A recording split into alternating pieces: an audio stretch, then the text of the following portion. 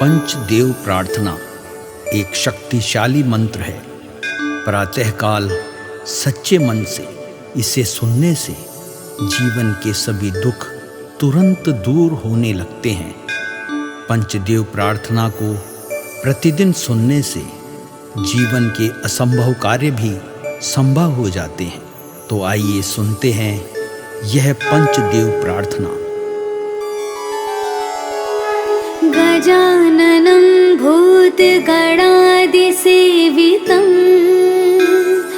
कपित्थजम्बूफलचारुभक्षणम् उमासुतं शोकविनाशकारकं नमामि विघ्नेश्वरपादपङ्कजम्। कर्पूरगौरं करुणावतारं संसारसारं भुजगेन्द्रहारं सदा वसन्तं हृदयारविन्दे भवं भवानी सहितं नमामि। शान्ताकारं भुजगशयनं पद्मनाभं सुरेशं विश्वाधारं गगनसदृशं मेघवर्णं शुभांगं लक्ष्मीकान्तं कमलनयनं योगिभिर्ध्यानगम्यं वन्दे विष्णु भवभयहरं सर्वलोकैकनाथम्।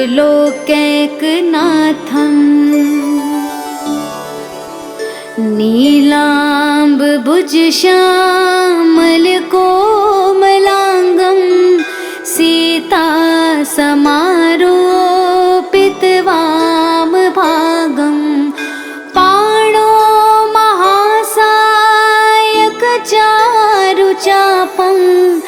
नमामि रामं रघुवंशनाथम्।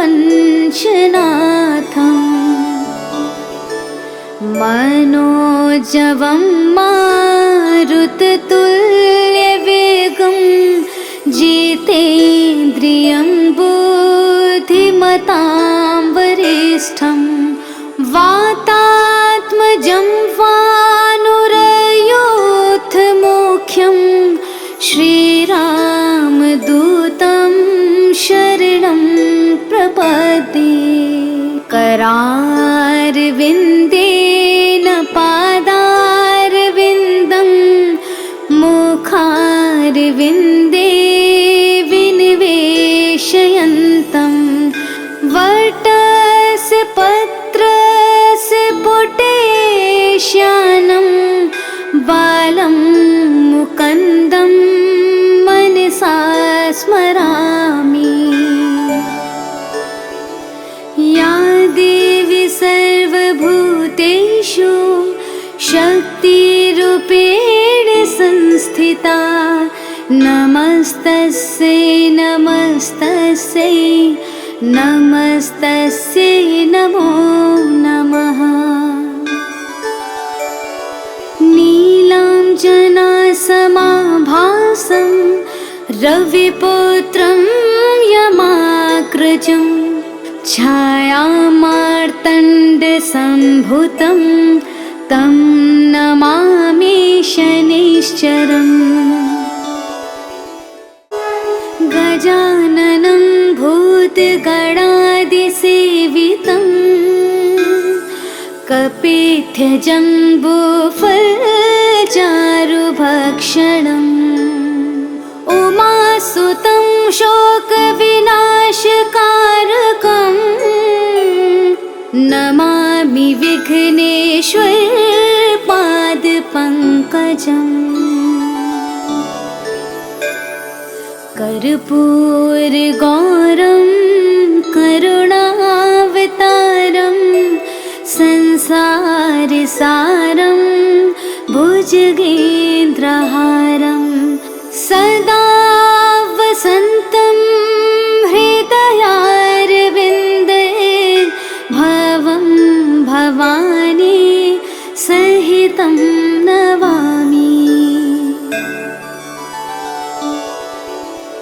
शान्ताकारं भुजगशयनं पद्मनाभं सुरेशं विश्वाधारं गगनसदृशं मेघवर्णं शुभांगं लक्ष्मीकान्तं कमलनयनं योगिभिर्ध्यानगम्यं वन्दे विष्णु भवभयहरं सर्वलोकैकनाथम्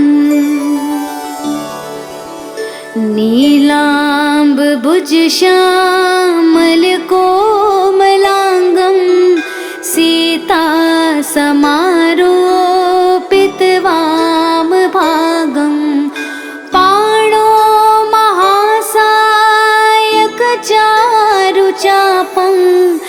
नमामि रामं रघुवंशनाथम् मनोजवं मारुततुल्यवेगं जितेन्द्रियं बुद्धिमतां वरिष्ठं वातात्मजं वानुरयोधमुख्यं श्रीरामदूतं शरणं प्रपद्ये करारविन्देन पादारविन्दं मुखारविन्दे विनिवेशयन्तं वटस्य पत्रस्य पुटेश्यानं बालं मुकुन्दं मनसा स्मरामि। या देवी सर्वभूतेषु शक्तिरूपेण संस्थिता नमस्तस्यै नमस्तस्यै नमस्तस्यै नमो नमः। नीलाञ्जनासमाभासं रविपुत्रं यमाग्रजं छायामार्तण्डसम्भुतं तं नमामि शनैश्चरम् गजाननं भूतगणादिसेवितं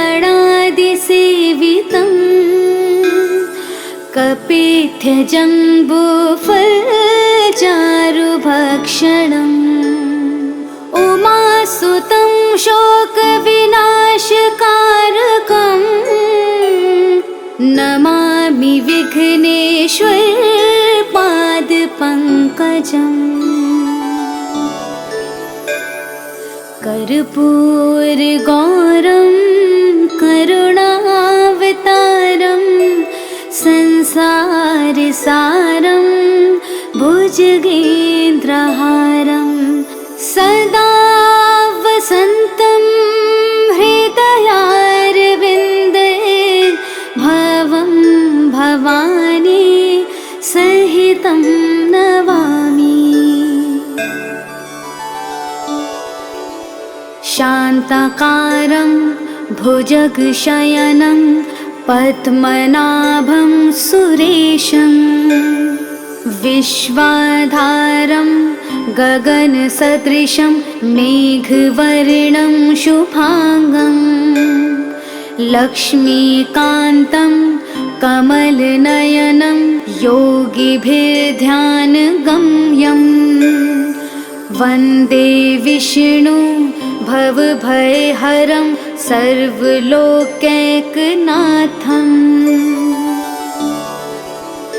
नीलाम्बुजश्यामलकोमलाङ्गं सीतासमारोपितवामभागं पाणो महासायकचारुचापं नमामि रामं रघुवंशनाथम्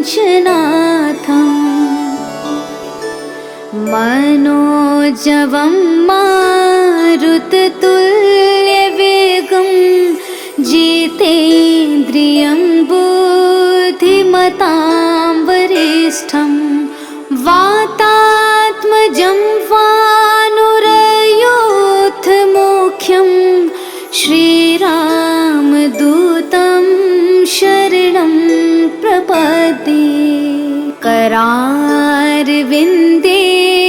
पादारविन्दं मुखारविन्दे विनिवेशयन्तं वटस्य पत्रस्य पुटेश्यानं बालं मुकुन्दं मनसा स्मरामि।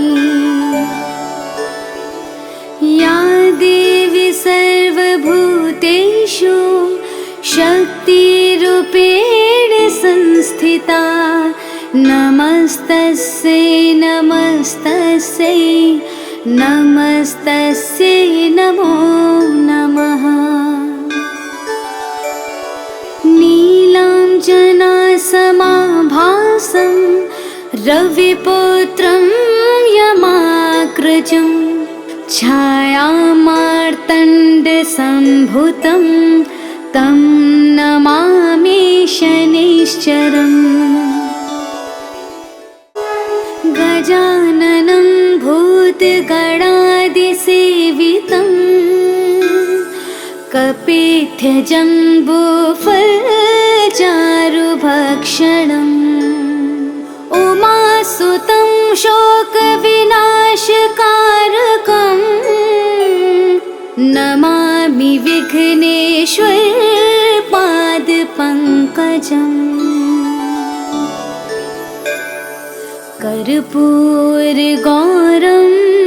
करुणावतारं संसारसारं भुजगेन्द्रहारं सदा वसन्तं हृदयारविन्दे भवं भवानी सहितं नमामि। शान्ताकारं भुजगशयनं पद्मनाभं सुरेशं विश्वाधारं गगनसदृशं मेघवर्णं शुभांगं लक्ष्मीकान्तं कमलनयनं योगिभिर्ध्यानगम्यं वन्दे विष्णु भवभयहरं सर्वलोकैकनाथम्।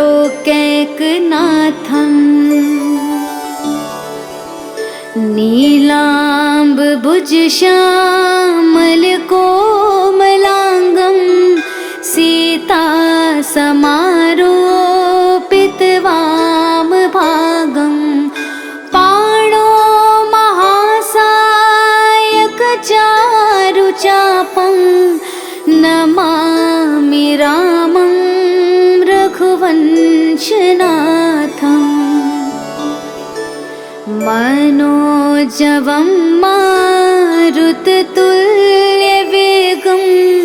जितेन्द्रियं बुद्धिमतां वरिष्ठं वातात्मजं वानुरयोधमुख्यं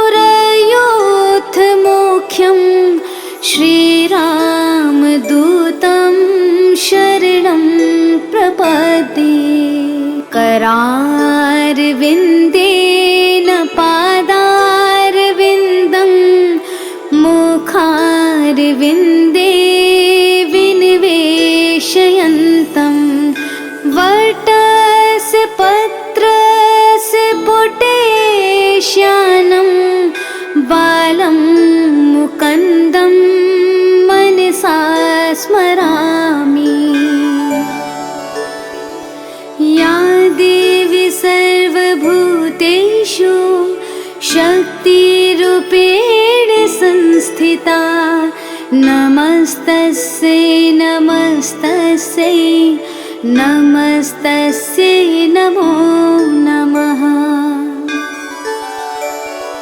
नीलाञ्जनासमाभासं रविपुत्रं यमाग्रजं छायामार्तण्डसम्भुतं तं नमामि शनैश्चरम्। गजाननं भूतगणादिसेवितं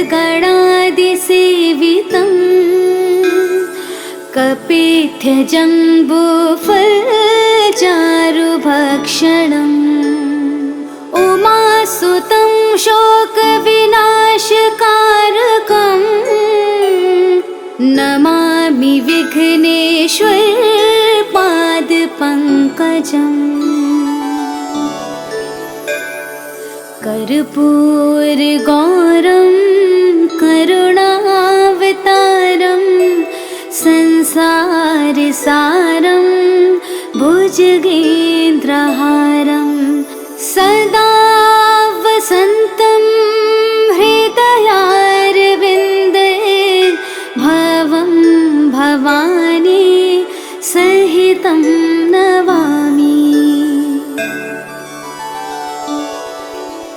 शान्ताकारं भुजगशयनं पद्मनाभं सुरेशं विश्वाधारं गगनसदृशं मेघवर्णं शुभांगं लक्ष्मीकान्तं कमलनयनं योगिभिर्ध्यानगम्यं वन्दे विष्णु भवभयहरं सर्वलोकैकनाथम्।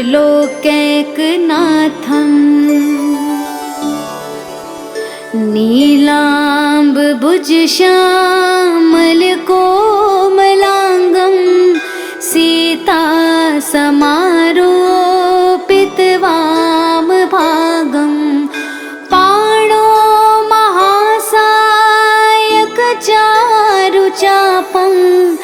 नमामि रामं रघुवंशनाथम्।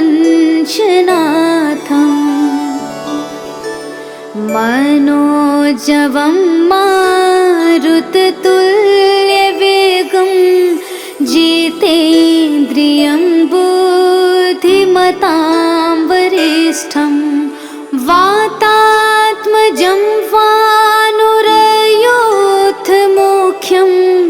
श्रीरामदूतं शरणं प्रपद्ये। गजाननं भूतगणादिसेवितं कपित्थजम्बूफलचारुभक्षणम् उमासुतं शोकविनाशकारकम् नमामि विघ्नेश्वरपादपङ्कजम्। कर्पूरगौरं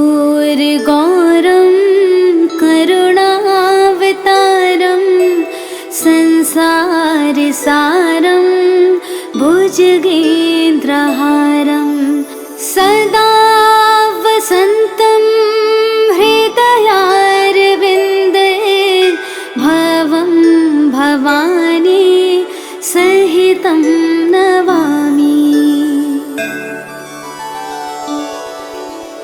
शान्ताकारं भुजगशयनं पद्मनाभं सुरेशं विश्वाधारं गगनसदृशं मेघवर्णं शुभांगं लक्ष्मीकान्तं कमलनयनं योगिभिर्ध्यानगम्यं वन्दे विष्णु भवभयहरं सर्वलोकैकनाथम्।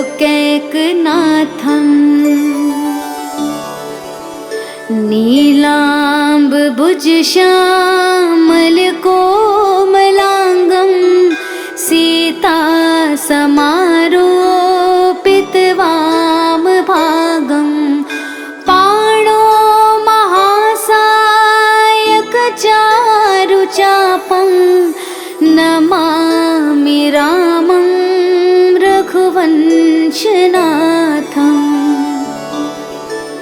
मनोजवं मारुततुल्यवेगं जितेन्द्रियं धीमतां वरिष्ठं वातात्मजं वानुरयोधमुख्यं श्रीरामदूतं शरणं प्रपद्ये। करारविन्देन पादारविन्दं मुखारविन्दे विनिवेशयन्तं वटस्य पत्रस्य पुटेश्यानं बालं मुकुन्दं मनसा स्मरामि। या देवी सर्वभूतेषु शक्तिरूपेण संस्थिता नमस्तस्यै नमस्तस्यै नमस्तस्यै नमो नमः।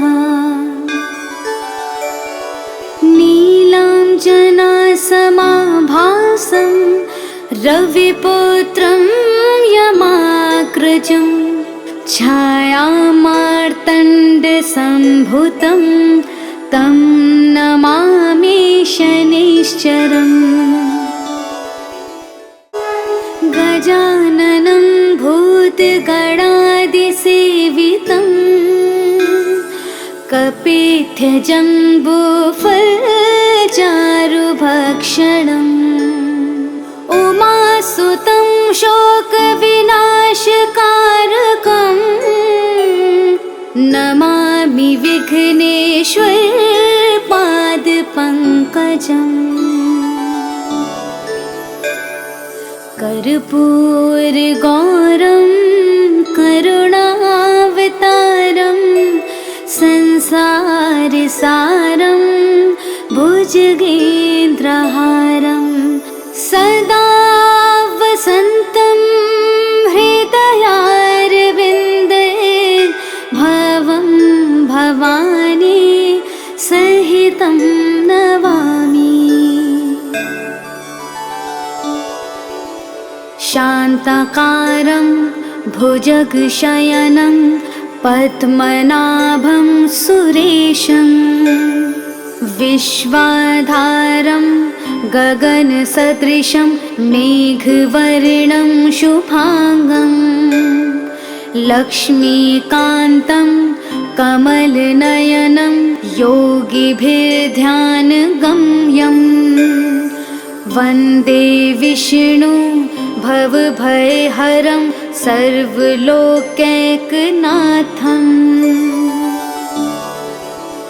नीलाम्बुजश्यामलकोमलाङ्गं सीतासमारोपितवामभागं पाणो महासायकचारुचापं नमामि रामं रघुवंशनाथम्। मनोजवं मारुततुल्यवेगं जितेन्द्रियं बुद्धिमतां वरिष्ठं वातात्मजं वानुरयोधमुख्यं श्रीरामदूतं शरणं प्रपद्ये। करारविन्देन पादारविन्दं मुखारविन्दे विनिवेशयन्तं वटस्य पत्रस्य पुटेश्यानं बालं मुकुन्दं मनसा स्मरामि। या देवी सर्वभूतेषु शक्तिरूपेण संस्थिता नमस्तस्यै नमस्तस्यै नमस्तस्यै नमो नमः। नीलाञ्जनासमाभासं रविपुत्रं यमाग्रजं छायामार्तण्डसम्भुतं तं नमामि शनैश्चरम्। गजाननं भूतगणादिसेवितं कपित्थजम्बूफलचारुभक्षणम्। उमासुतं शोकविनाशकारकम् नमामि विघ्नेश्वरपादपङ्कजम्। कर्पूरगौरं करुणावतारं संसारसारं भुजगेन्द्रहारं सदा वसन्तं हृदयारविन्दे भवं भवानी सहितं नमामि। शान्ताकारं भुजगशयनं पद्मनाभं सुरेशं विश्वाधारं गगनसदृशं मेघवर्णं शुभांगं लक्ष्मीकान्तं कमलनयनं योगिभिर्ध्यानगम्यं वन्दे विष्णु भवभयहरं सर्वलोकैकनाथम्।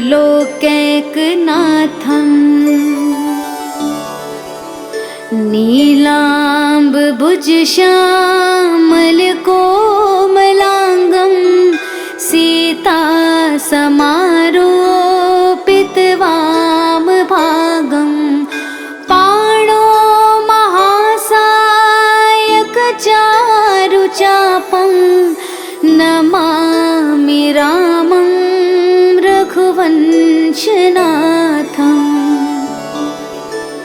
मनोजवं मारुततुल्यवेगं जितेन्द्रियं बुद्धिमतां वरिष्ठं वातात्मजं वानुरयूथमुख्यं श्रीरामदूतं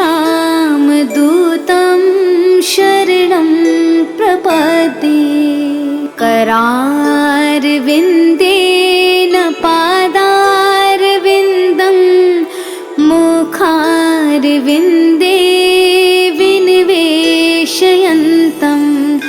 वटस्य पत्रस्य पुटेश्यानं बालं मुकुन्दं मनसा स्मरामि। या देवी सर्वभूतेषु शक्तिरूपेण संस्थिता नमस्तस्यै नमस्तस्यै नमस्तस्यै नमो नमः। नीलाञ्जनासमाभासं रविपुत्रं यमाग्रजं छायामार्तण्डसम्भुतं तं नमामि शनैश्चरम्। गजाननं भूतगणादिसेवितं कपित्थजम्बूफलचारुभक्षणम्। उमासुतं शोकविनाशकारकं नमामि विघ्नेश्वरपादपङ्कजम्। कर्पूरगौरं करुणावतारं संसारसारं भुजगेन्द्रहारं सदा वसन्तं हृदयारविन्दे भवं भवानी सहितं नमामि। शान्ताकारं भुजगशयनं पद्मनाभं सुरेशं विश्वाधारं गगनसदृशं मेघवर्णं शुभांगं लक्ष्मीकान्तं कमलनयनं योगिभिर्ध्यानगम्यं वन्दे विष्णु भवभयहरं सर्वलोकैकनाथम्।